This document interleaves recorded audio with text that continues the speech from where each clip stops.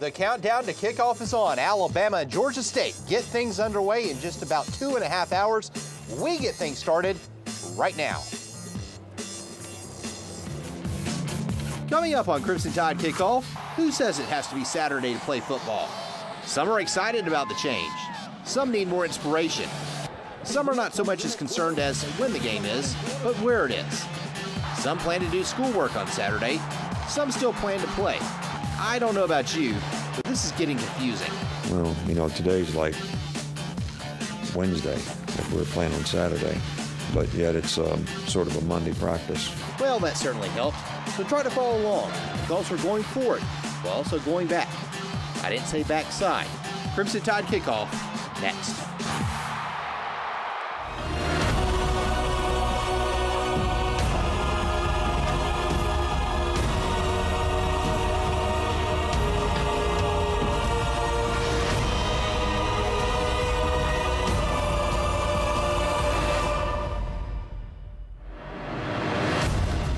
Live from the campus of the University of Alabama, this is Crimson Tide Kickoff with Gary Harris and John Huddleston.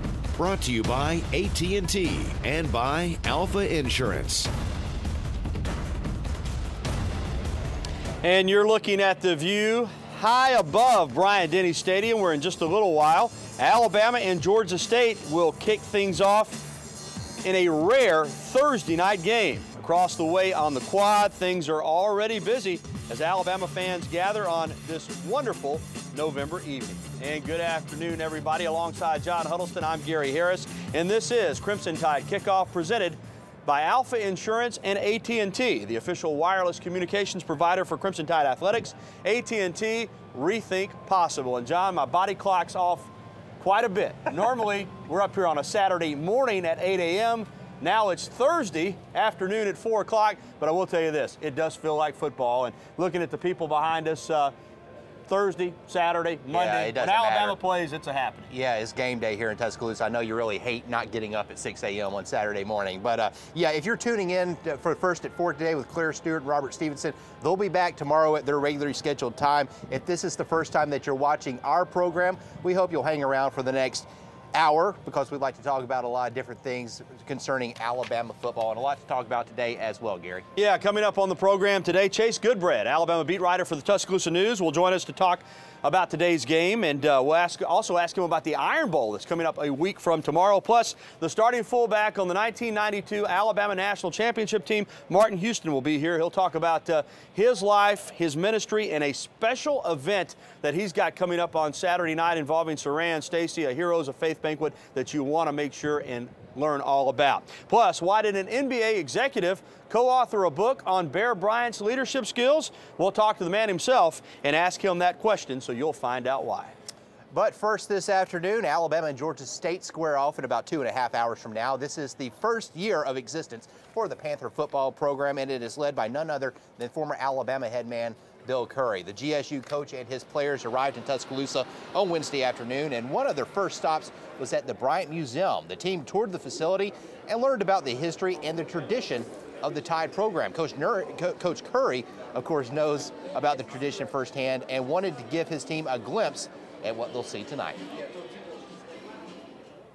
They can't grasp it until they experience it, but just to walk on that field is such a privilege. This is one of the great venues, one of the great traditions in the history of college football, and we want to just be a piece of it. Curry coached at Alabama from 1987 to 1989.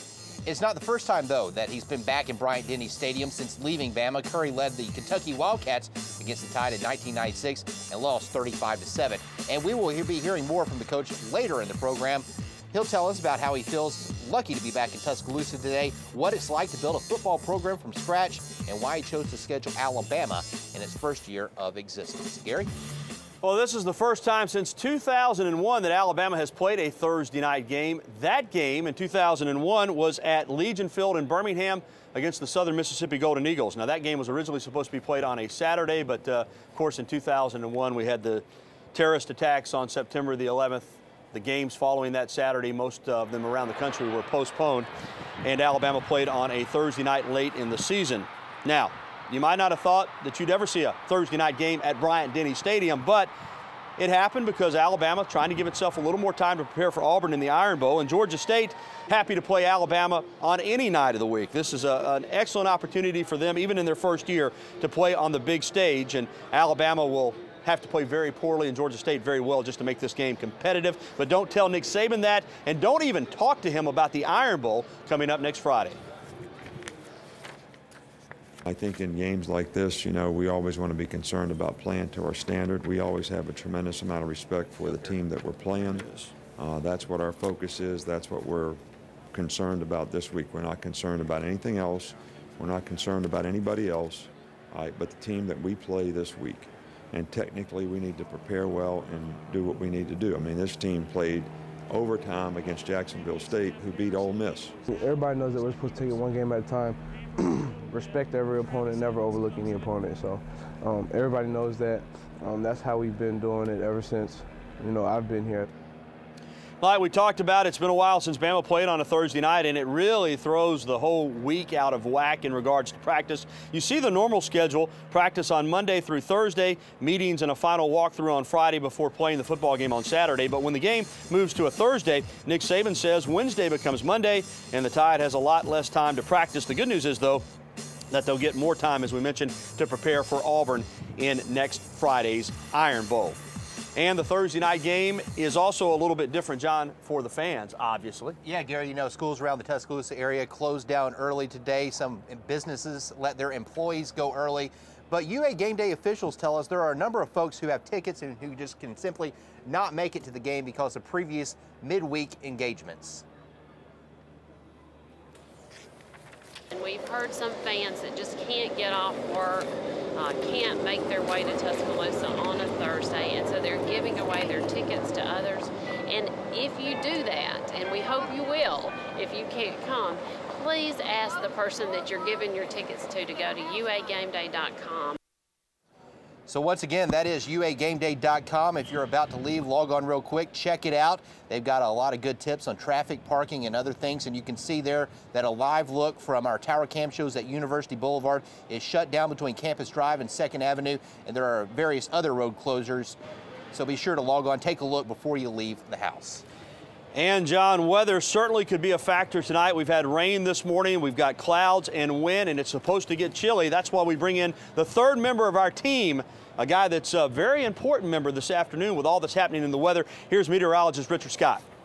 Hey, Gary, yeah, starting to feel a little more like football weather. We've got the cool conditions, cloudy skies in place, but the big question is, will we deal with rain? And let's show you our satellite and radar composite across Mississippi and Alabama. The good news, the rain you see from this morning, it is out of here. We're dealing with some cloudy skies, some wrapping around moisture, cloudy skies in place, but no rain. But a little bit later on in the show, John and Gary, I'll break down your SEC forecast, and we'll talk about what's going to happen tonight for the game in terms of weather.